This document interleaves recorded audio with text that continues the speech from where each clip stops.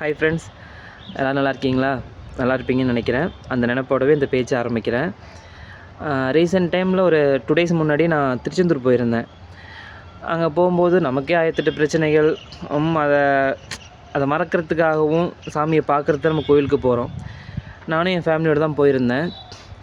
கோவில் என்ட்ரன்ஸ் போனதுலேருந்து சாமி கும்பிட்டு வெளில தாண்டுற வரைக்குமே அங்கே இருக்கிறவங்களோட அந்த எப்படி சொல்கிறது, நம்ம ஒரு இடத்துல போய் ரிலாக்ஸாக உட்காரலான்னு போனாலும் சரி எனக்கு நிற்கலாம் அந்த பக்கம் போனாலும் சரி, பின்னாடியே வந்துடுறாங்க. யாரும் பார்த்திங்கன்னா இந்த பிச்சை எடுக்கிறாங்கல்ல அவங்க, ப்ளஸ் அந்த குறி சொல்கிறாங்கல்ல, கை ஜோசியம் பார்க்குறேன் அப்படின்ட்டு, அவங்க நம்மளை ஒரு இடத்துலையுமே ஃப்ரீயாக நிற்க விடலை. நான் தப்பு சொல்லலை, அது அவங்களோட வயிற்று பழப்புக்காக பண்ணுறாங்க, அதை தப்பு நான் சொல்ல வரல. இப்போ ஒருத்தர் கொடுக்குறோன்னா கொடுத்து முடிச்சு அடுத்தவங்க நம்ம கொண்டுட்டு போகிறதே நம்மளோட செலவுக்கும் இதுக்கும் தான் கரெக்டாக இருக்கும். அப்படி இருக்க பட்சத்தில் நம்ம ஒவ்வொருத்தருக்காக தானம் கொடுத்துட்டு வந்தாலும் நம்ம என்னங்க பண்ண முடியும்? நம்ம ஒன்றும் அந்தளவுக்கு பெரிய மல்டி மில்லியனர் கிடையாது. எல்லாருக்கும் ஹெல்ப் பண்ணுற அளவில் நமக்கு ஒன்றும் கிடையாது.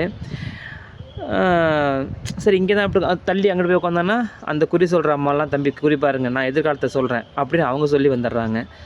நம்ம இதில் யாருக்கு பதில் சொல்கிறதுனே தெரியலை. அம்மா வேண்டாமான்னு விருப்பம் இல்லைன்னு நாங்கள் பார்க்க மாட்டேன்னு சொன்னாலும் விட மாட்டேங்கிறாங்க. சரி, ரொம்ப ஃபோர்ஸ் பண்ணிவிட்டு இதை பார்க்கலன்னா சரி தம்பி சாப்பாட்டுக்காக வாங்கி கொடுங்க அப்படிங்கிறாங்க. சரி, ஒருத்தருக்கு தானே அப்படின்னு சொல்லிட்டு ஒருத்தருக்கு கொடுக்குறோன்னு வச்சுக்கோங்க. இது முடிஞ்சு ஒரு 1/4 மணி நேரத்தில் பார்த்தா அடுத்த ஆள் வராங்க. 1/4 மணி நேரம் கூட கிடையாது, கண்டினியூஸாக வந்துடுறாங்க. இவங்க முடிஞ்சுதா? மோஸ்ட்லி எல்லாம் வயசானவங்களாக தான் இருக்காங்க. பார்க்க பாவமாக இருக்குது. எத்தனை பேருக்குங்க நம்ம தானம் பண்ண முடியும்?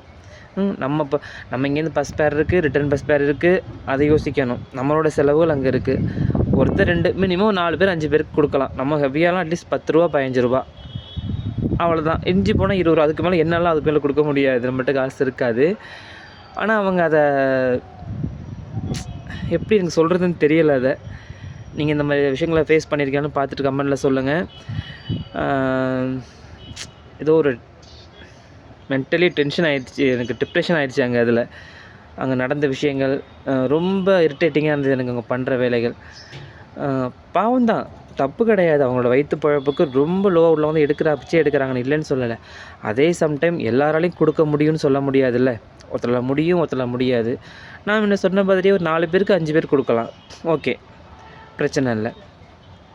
அப்புறம் இன்னொன்று என்ன சொல்லணும்னா, அந்த டிரான்ஜெண்டர் சிஸ்டர் இருந்தாங்கள்ல, அவங்க புரிஞ்சுக்கிட்டாங்க. அக்கா இப்போ தாங்க கொடுத்தோம் அப்படின்னு. சரி தம்பி, பரவாயில்ல தம்பின்னு கூட சொல்ல, பரவாயில்லடி செல்லம் அப்படின்னு சொன்னாங்க. அது மனசு கொஞ்சம் நிறைவாக இருந்துச்சு. மற்ற இடத்துல எப்படிங்கிறது எனக்கு தெரியலை. ஆனால் திருச்செந்தூரில் நான் 2 சைடுமே நின்னாங்க. ஒரு சைடு ஒரு அக்காட்ட கொடுத்துட்டேன். திரும்பி நான் வரும்போது ஒரு அக்கா இந்த மறைச்சி கேட்டாங்க. ஆனால் அவனை இப்போ தாங்க கொடுத்துட்டு வரேன் அப்படின்னு சொன்ன உடனே புரிஞ்சுக்கிட்டு ஓகே தம்பி அதான் ஓகே சொல்லலாம், பரவாயில்ல அப்படிங்கிற மாதிரி சொன்னால் அது எனக்கு சந்தோஷமாக இருந்துச்சு. அதில் நான் அந்த திருநங்கை அக்காக்களும் ரொம்ப தேங்க்ஸ் சொல்லிக்கிறேன். அதையும் தாண்டி இன்னொரு அக்கா கையில் 100 ரூபாய் கொடுத்து ஆசீர்வாதம் பண்ணுறாங்க. ஆமாம், அவங்க 100 ரூபா கொடுத்தாங்கன்னா நமக்கு ரிட்டன் பைசா கொடுக்கணும். நம்ம எவ்வளோது கொடுக்குறது? நான் 20 ரூபா கொடுத்தேன்.